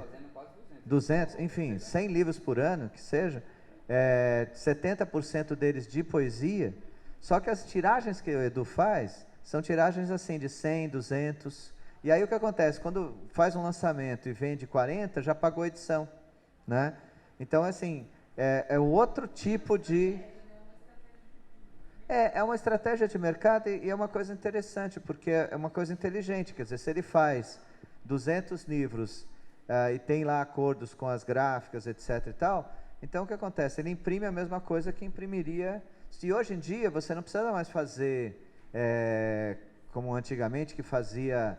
Você imprime direto, é a impressão direta, né, digital, você não tem mais... Como é que chama aquilo? Fotolito, aquelas coisas todas que a gente, né, tinha nos livros. Então, não tem mais... O custo, fundamentalmente, é do papel, né? E da tinta, evidentemente. Não precisa ter uma grande tiragem para reduzir custo. Exatamente. Então, o que acontece? É muito mais fácil editar, né? Agora, ainda existe uma coisa que é o seguinte, você editando, você legitima, né? Mas cada vez mais as editoras vão perdendo poder, a partir do momento em que existir mais gente optando por publicar assim, né? Quando eu falo editora tendo poder, é porque, obviamente, as pessoas, eu publico pela Companhia das Letras, eu publico pela 34, por grandes editoras que são selos e que te legitimam, na verdade, né? É claro que é interessante publicar por uma grande editora, é interessante publicar por uma editora que tenha digamos, essa marca, né? É interessante, mas não... O que se está arrumando no Brasil é para uma revolução, eu não tenho a menor dúvida, né? Primeiro, uma revolução em termos de formas de publicação, no papel. Continua sendo no papel, mas diferente, diminuindo o poder das editoras, o poder centralizador, dadas facilidades que tem na autopublicação ou de editoras pequenas. Né? E editoras pequenas, é impressionante hoje em dia o quanto tem de editoras surgindo, pipocando por aí. E a outra coisa é que vai partir para a edição digital, que é muito difícil para a gente, para algumas pessoas lerem, mas tem gente que já lê no computador, né? Aqui dentro provavelmente deve ter gente que lê mais no computador do que lê em papel, né?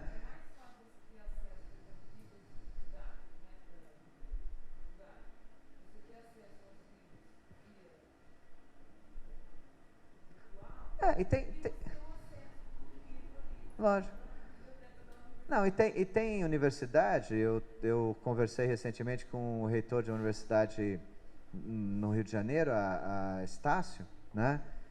O Dionísio, que é escritor, é um cara muito bacana, Dionísio da Silva, e ele falou o seguinte, que a universidade lá, a universidade comprou todos os livros para o primeiro ano, por exemplo, de graduação de todos os cursos, eles compraram os direitos e colocaram num tablet. Então, o aluno recebe o tablet, né, com todos os livros.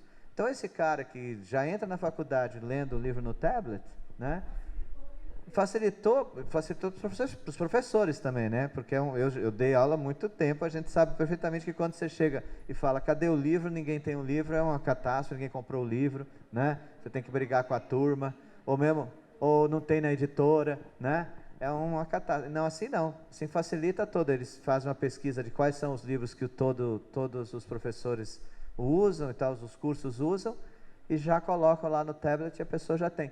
Então, facilita para todo mundo, mas principalmente tem uma coisa, a pessoa começa a ficar acostumada a ler no tablet. Na medida em que as escolas públicas no Brasil estão dando tablet para os alunos, ou estão entregando tablets com os livros, as pessoas vão se acostumar. Então, nós que somos do século passado, né, vamos ter essa dificuldade, mas quem está aí, né, a coisa vai se transformando e tendendo a ficar.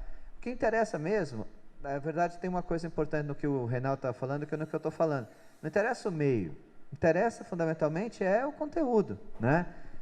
Interessa, por exemplo, para você escrever, essa questão da formação, né? De você se formar, de você buscar informação. Isso é fundamental. Depois, é claro, precisa saber isso. Esse trabalho que a gente está fazendo é de dar informação para as pessoas. Ó, tem aí um clube dos autores, tem a Amazon, tem isso aqui, tem aquilo ali, tem várias maneiras que você pode publicar, né? A gente quer ajudar as pessoas mostrando que existem vários caminhos. Agora, e também trazendo cursos de formação, esse tipo de coisa. Agora, a pessoa mesmo é que tem que fazer a sua obra, porque sem obra não adianta nada, divulgar o quê? É como eu vejo, às vezes você pega assim, por exemplo, a pessoa, eu tenho blog, mas você não tem nada que colocar no blog, né? Fica complicado. Falta conteúdo, aí bota foto lá do namorado, da florzinha, e não sei o que viu no dia. Ou fica fazendo aquela coisa no Facebook, hoje eu fui no banheiro, estava duro, não estava, estava mole, sabe? Quer dizer, não faz sentido, né? Porque falta conteúdo. Mais alguma? Tem uma aqui. Não sei. Não, deixa ladies first, então, depois a gente passa para ele.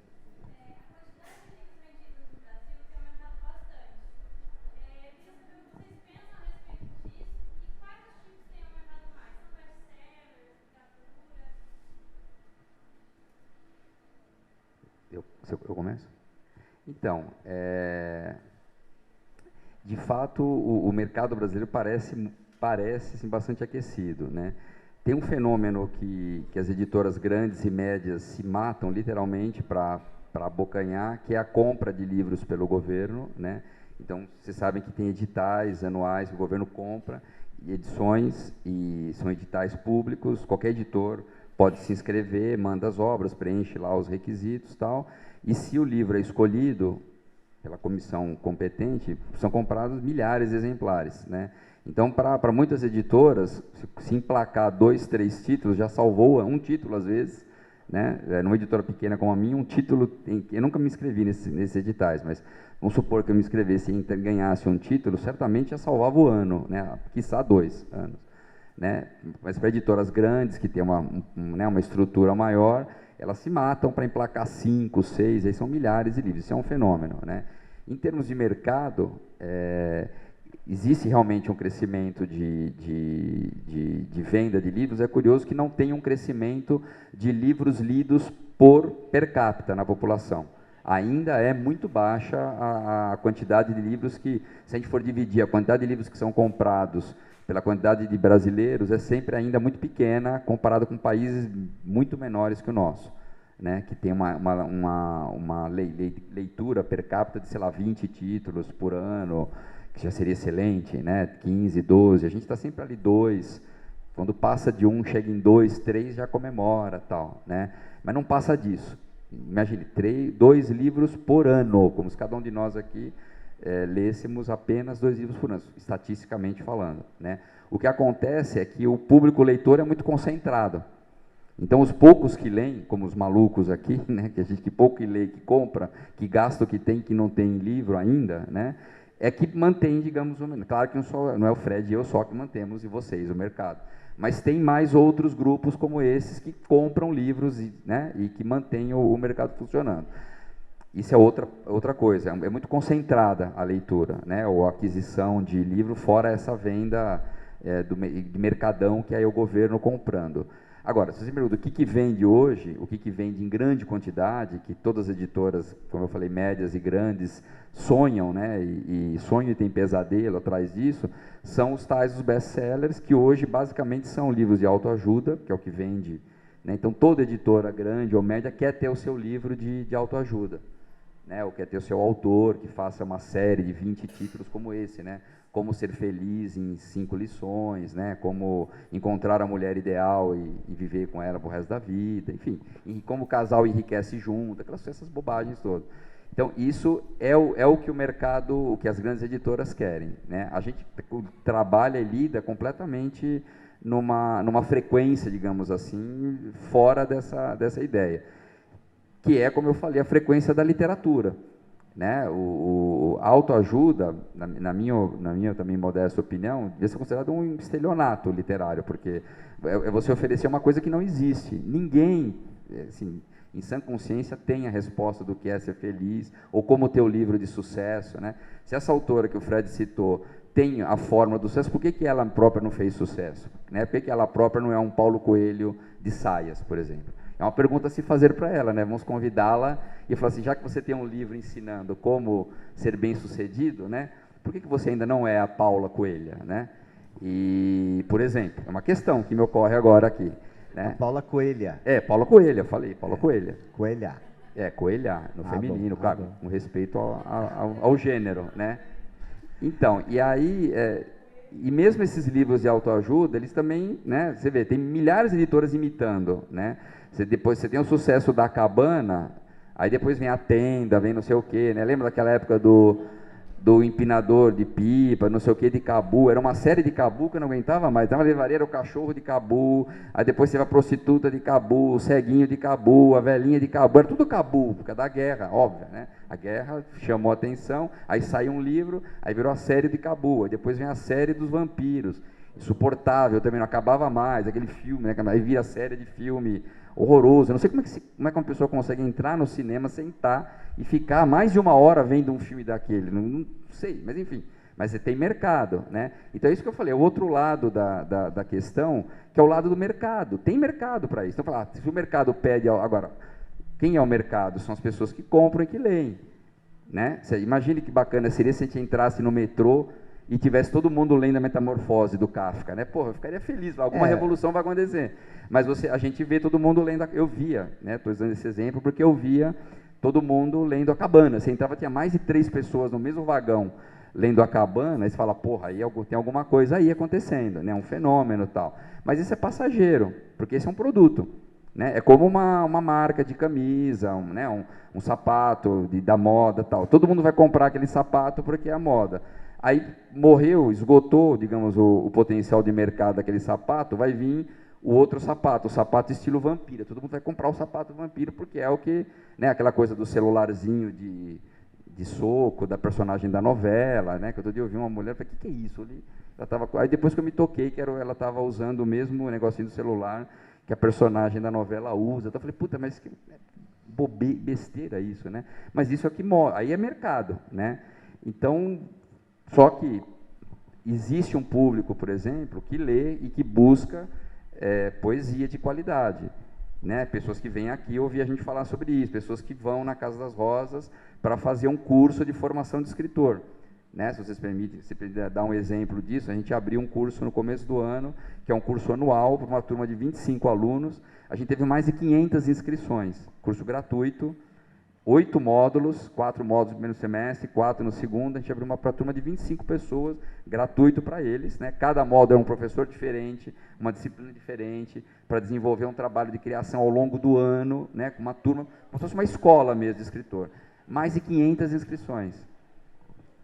Entendeu? E aí a gente aumentou para 30 vagas, né? Que era o possível, abriu lista de espera, tal, e essa turma tá lá. Entendeu? Então, já estão no 3º curso agora, estão discutindo, estão tendo ideias, grupos estão se formando, já estão fazendo fanzine, já querem fazer edição, já querem fazer e-book, já querem fazer documentário. Enfim, são pessoas que estão querendo criar, né? Veja, a gente de 509 inscritos, a gente pegou 30 só. Ficaram 79 fora, né? Que queriam estar. A gente queria abrir um monte de turma, mas não tem estrutura para isso. Essas pessoas estão se movimentando. Você tem sarau acontecendo na cidade toda, na periferia, tem grupos, né, processos editoriais, enfim, rolando e tal. Tem gente interessada em estudar, né? Exatamente. Se formar, né? A gente vai ter que encerrar daqui a pouquinho, mas eu só queria... E a ideia, Cibele, daria para ficar depois aqui para a gente atender as pessoas? Porque a ideia era atender algumas pessoas... Mas eu só queria comentar uma coisa no que ela falou, no que você perguntou, assim, se realmente tem mais leitores e o que é que se está lendo, né? Eu acho que, a partir do que o Reifa colocou, eu acho que precisa pensar numa coisa. Nunca no Brasil, nunca antes na história desse país, a gente teve tanto acesso à informação. As pessoas no país estão tendo mais acesso à informação e à cultura. E à leitura também. Tá? Agora, essa democratização, ela vem acompanhada muitas vezes de um outro fenômeno, de outra palavrinha, que é a massificação. Ou seja, as pessoas, têm muito mais gente lendo, tendo acesso à informação e à cultura, e há uma tendência a baixar o nível generalizado.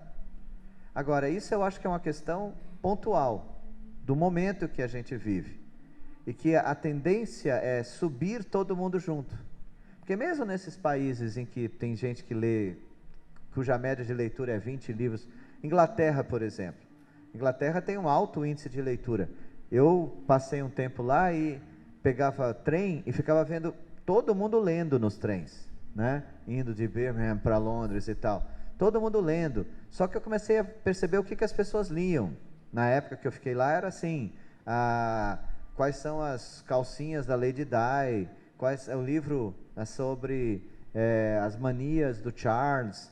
Eu comecei a ficar impressionado como era um monte de bobagem, né? E que realmente as pessoas liam muito, mas liam bobagem assim absurda, atroz. Também é isso, não é? Não pensem que na Inglaterra todo mundo lá no trem lendo Shakespeare, Auden, Virginia Woolf. Não, né? É uma coisa assim, o nível de leitura generalizada também não é tão alto, né? Só que como tem muito mais gente lendo, o que acontece? Você vai ter muito mais gente lendo coisa boa também. Deu para entender o que eu estou falando? Né? Então, na verdade, o que acontece no Brasil é que nós vivemos num momento que eu acho que as coisas estão se espalhando, tá? Em que a gente tem um Brasil mudando completamente. E quando eu falo mudando completamente, eu não estou falando, eu brinquei até de falar nunca antes na história, mas eu não estou falando só nos últimos 10 anos, eu estou falando nos últimos 30 anos, né?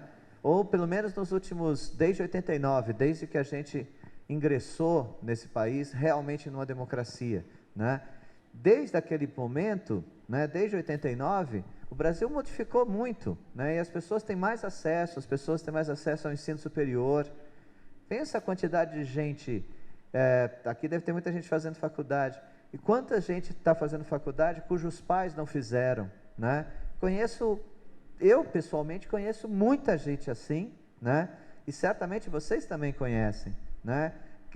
A gente vive uma situação no Brasil de modificação completa nesse país, né? Das pessoas terem acesso. Agora, tem acesso, é claro, tem uma massificação, né? Então você vai ter Agora, claro que cabe a quem teve o privilégio de ter outro tipo de educação, etc., tentar batalhar o tempo inteiro para elevar esse nível, né? Coletivamente, de preferência todo mundo junto, ou pelo menos essa questão que eu coloquei, né? Tendo, é como a mesma coisa em futebol, vai. O futebol está acontecendo o contrário. Quando o Brasil era cheio de várzea, cheio de campo de várzea, diz que aqui onde está montado aí era um campo de várzea, né? Alguém me falou que tinha um campo de futebol aqui que agora não tem mais. Então vai acabando o campo de várzea, diminui a quantidade de gente jogando bola no Brasil, a qualidade do futebol brasileiro diminui, né? Porque você tem menos gente jogando bola no país e você tem menos esses grandes craques surgindo. Acho que no caso da literatura, graças a Deus, está acontecendo o contrário. A gente tem mais gente lendo e, portanto, vai ter um momento em que as coisas crescem. Do ponto de vista da poesia, é impressionante, né? A quantidade de poeta que tem hoje. Quando a gente começou a militar nessa área aí, uns 25 anos atrás, a gente conhecia todo mundo, né? Hoje em dia aparece gente de tudo que é canto, em todas as cidades do Brasil, fazendo coisa bacana, né? A quantidade de gente é muito maior hoje, tá? Mas eu acho que realmente falta muito, claro, para batalhar para que o nível se eleve como um todo, né? Mais uma pergunta para encerrar? Você quer que fale aquelas... Tem alguma... Não, é porque tinha uma lista aí de patrocinadores no outro e tal que eu falei. Mas, de qualquer maneira, assim, eu queria de novo agradecer, né? Agradecer o pessoal aqui do Atol hoje, né? O João, a Ioná, Karen, né? Também que arrumou aqui. E a Cibele, evidentemente, que está fazendo esse trabalho tão bonito aqui. Eu queria agradecer e o Reinaldo também. Eu só queria também, além de agradecer mais uma vez, foi super legal, deixar à disposição de vocês o Centro de Apoio Escritor, né? Se alguém quiser ter informação, receber informações, ou visitar, enfim, né? E conhecer e participar da programação, eu posso anotar o nome, o e-mail de vocês, a gente coloca no mail e vocês passam a receber as informações sobre a programação. Eu trouxe alguns exemplares da programação de maio, junho da Casa das Rosas, que acabou de sair, né? Mas são poucas, assim, não vou ter para todo mundo. Mas isso está no blog, no nosso blog da Casa das Rosas, é fácil de localizar na internet. E se vocês quiserem receber informação diretamente do centro, é só me passar, eu anoto, né, o nome e um e-mail para colocar no nosso mailing, e vocês recebam, que se forem a São Paulo serão bem-vindos, né? E foi bacana essa conversa de hoje. Outra coisa, se vocês quiserem escrever e-mail, também não é muito difícil os nossos e-mails, que o processo de formação é basicamente o mesmo. Vocês têm aí pelo menos os nossos nomes na programação. Então é assim, o meu é Frederico Barbosa, tudo junto, @casadasrosas.org.br, tá? Então é importante lembrar o org, tá? E o do Reinaldo é a mesma coisa. É o primeiro nome, né? Reinaldo Damasio, tudo junto, sem ponto, com Y e com Z, @casadasrosas.org.br. Aí fica até mais fácil, né? Se mandar um e-mail, aí eu já incorporo e a gente passa a mandar informações também. E realmente, qualquer coisa que vocês quiserem, a gente queria formar um grupo, fazer uma oficina, a gente queria fazer isso, enfim, mandem e conversem com a gente, porque a gente está à disposição de vocês, é nosso trabalho, né? E é muito importante que vocês façam isso, né? Então, quem está afim, quem escreveu um livro e tal, quer perguntar alguma coisa, quer que a gente venha aqui, quer ir para lá, enfim. Outra coisa que eu queria fazer um convite, especialmente no dia 18 e 19 de maio, nós teremos a nossa virada cultural na cidade de São Paulo. Acho que é muito importante as pessoas conhecerem, né? Então fica o convite aí para vocês irem para São Paulo, dia 18 e 19, para a virada cultural. E na Casa das Rosas nós vamos ter um show entre outras coisas, tem várias coisas acontecendo a noite toda, mas nós teremos um show da Alice Ruiz e da Alzira Espíndola, a Alice que estará aqui na quarta, né? Reforço o convite para vocês verem a Alice, ouvirem a Alice. Teremos depois um show da Mônica Salmazo e do André Memari, né? Então, a Mônica Salmazo, que eu considero uma das maiores cantoras brasileiras contemporâneas, né? Então, se vocês puderem, apareçam lá na Casa das Rosas, Avenida Paulista 37, né? 18 e 19, e sempre que vocês forem lá, procurem a gente, entrem em contato com a gente, vão lá tomar um cafezinho com a gente e conversar um pouquinho sobre literatura lá na Avenida Paulista, né? E muito obrigado pela presença de todos vocês.